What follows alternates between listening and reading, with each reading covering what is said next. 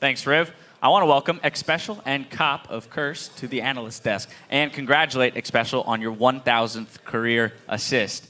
You are the first player in the NALCS to do so, and as it so happens, Cop was the player who actually gave you that final assist. So it's kind of a match made in heaven, right? Yeah. How does it feel? Surprising. I had no idea it was coming up or anything like that. Unlike Doublelift, I can't say I'm the best, but I like to say that it's been fun. 1,000. How do you even say it? 1,000th assist. Oh my gosh. Sorry, I'm just like super flustered. Congratulations. It was you. in 100 games, too. So exactly right on that mark. So let's just take a step back in that game. Let's go back to Champion Select. You guys first picked the Gragas top. Now, Korea's been trying Gragas top for a while. It hasn't seen the same type of success. We've seen it in EU. It still falls flat. People have tried it here. Why are you guys the first team to actually whip it out and have it work? Is this our first Gragas game in LCS? Your first? Yeah. As Curse? Yeah. I'm not sure. Not sure. Okay, but sure. regardless, it's really... Otherwise, it's one of the first wins we've seen. I think it's the first win. But I think he's a strong pick, and it works well against the traditional bully, Renekton, who typically everyone says wins in all matchups. But Gragas actually does well, actually scales better than Renekton. So in a way, he's actually better in every single way, except that he's slightly harder to play. And that's kind of the problem that you're seeing. Mid-game and late-game, you have to land your barrels, have to land your ultimate. And oftentimes, Yasuo just, he's really annoying to deal with. You get the walls, and you see Braum a lot too. And these are champions that can really hurt Gragas' scaling. And I think Quads played really well this game. He did fairly well in lane, and team fights he showed up and just wrecked people. And it showed, and we won, so that's good. Remaining in Champion Select, Cop, I want to direct the question to you. You picked the Kog'Maw fairly early, and then we saw Vasily pick up Corki as opposed to, let's say Lucian or Twitch or something like that. And those were on the table. Why do you think that was? I think Corki's pretty good into Kog'Maw just because he can poke him in lane at level 6, and his early laning is pretty strong against Kog'Maw. So, yeah, they just wanted to take the Nami from us, and so we couldn't get the really strong combo of Kog-Nami. And I don't know, if they play aggressive and get kills, they can snowball on us, but it ended up in our favor. All right, well, a follow-up on that would be you managed to have the lane that you wanted, and then it ended up snowballing a couple great hooks and exchanges in the bot lane, and you actually picked up a second kill with your passive on Kog'Maw. Holding all of that gold on a late-game carry like that early, how does that accelerate the game or change the way you guys look at the way you want to play it out?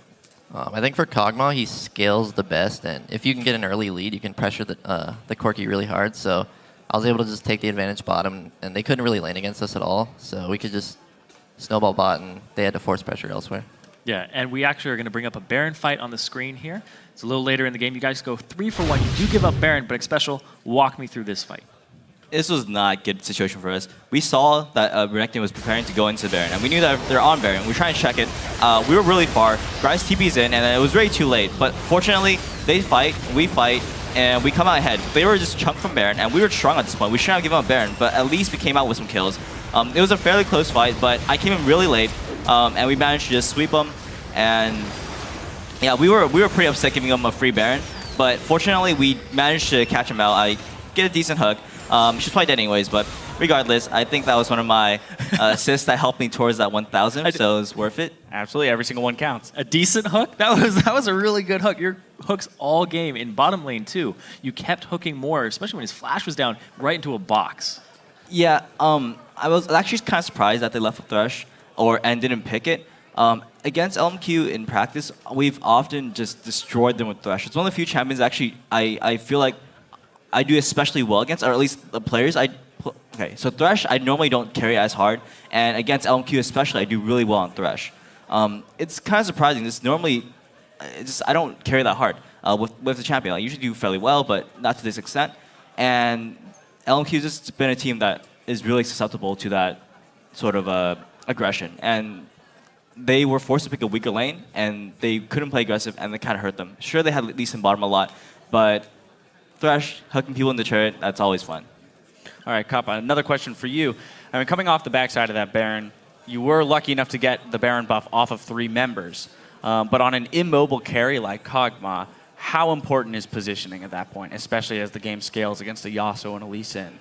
Going into the game, I told my team I really needed a lot of peel, just because Lee Sin, Yasuo, and Renekton are just going to be jumping for me. So it's up to the team to, I guess, protect me and just kill the tanks as they come in, just to ensure that I don't get jumped on. All right, great. And we're actually going to bring a replay up on your screen. About 31 minutes into the game, this is a fight in the mid lane, and I think it pretty well illustrates your positioning, and you stay alive through the fight, and it's a really great fight. If you could walk me through it real quick. So here we see Ackerman in the brush, and we can get free damage off, but we really want to focus on the Yasuo, so we notice they're jumping at me, so I tell Void to spot me with his spines, and then right here it's just make sure to kill Yasuo and then just kite out the tanks and kill them as they come in, just to protect me pretty much as hard as possible. And with this, we can just, if we just kite out the tanks and kill them, then we should be able to win. Yeah, Xiao ended up using his last breath a little too soon on that one because you got knocked up by it, but ended up just hitting Quas in that. So a little bit of a save there from Quas too. But on the other side of this, I want to talk about Curse in the standings right now. You guys are pretty far down there, and you guys can't be happy about your position, but you want to keep climbing. So what's going to separate you from the bottom and get you up into that big pack that seems to be so even right now? It's been a really rough season for us. We went in like the first week, we were doing extremely well in practice, and we were expecting, top of the standings or like up there, and then we've just not found our ground. Every single game, we would win early game. Like in terms of just looking at fantasy, which is not a good metric, I know, but it means that we get a lot of turrets, it means we get a lot of dragons, first bloods, etc. But we don't really win games, and that's something that we've been struggling a lot. A lot of it is due to my shot calling just not being as good, and Curse's shot calling has not been good traditionally, and just combination of the two is we don't have enough experience as shot callers to really push our mid game and late game advantage, which these games are often lasting 30, 40 minutes, which is completely unlike last split, where games were 25 minutes, 30 minutes. Like that was kind of the latest. And so late game, not good shot callers, you're gonna lose games. And that's something that is relatively easy to fix, but takes time. And as we're progressing through the split, we're gonna get better and better at it, but I hope it's not too late. All right, well, with the standings being as close as they are, really across the board, I have one final question for you, which is, coming off of this win, you've got Cloud9 later today. How do you carry that momentum? What are the next steps into making sure that you do kind of turn things around for the team? It's honestly, this game wasn't even that clean for us. So we need to look at this game, figure out, okay, where are our mistakes in shot calling? Where, like with that Baron, for example, we need to not do those. We need to be able to push our advantage harder. We're winning early game. We should win the game cleaner. And that's something we still need to strive towards. And honestly, it's still going to be tough. Cloud9's a good team. We haven't beat them once ever, so we would like to have a win now. It could really help us swing our momentum to prepare for the next game tomorrow too. Fantastic. Well, congratulations again on your 1,000th assist. Good luck in your game later today. Great game that just happened, and we'll see you guys later. Thank you. We only just hit the halfway point, but after the break, we'll be reading a few of your favorite Twitter responses. Then it's back to the games with Evil Geniuses versus TSM. Don't go anywhere.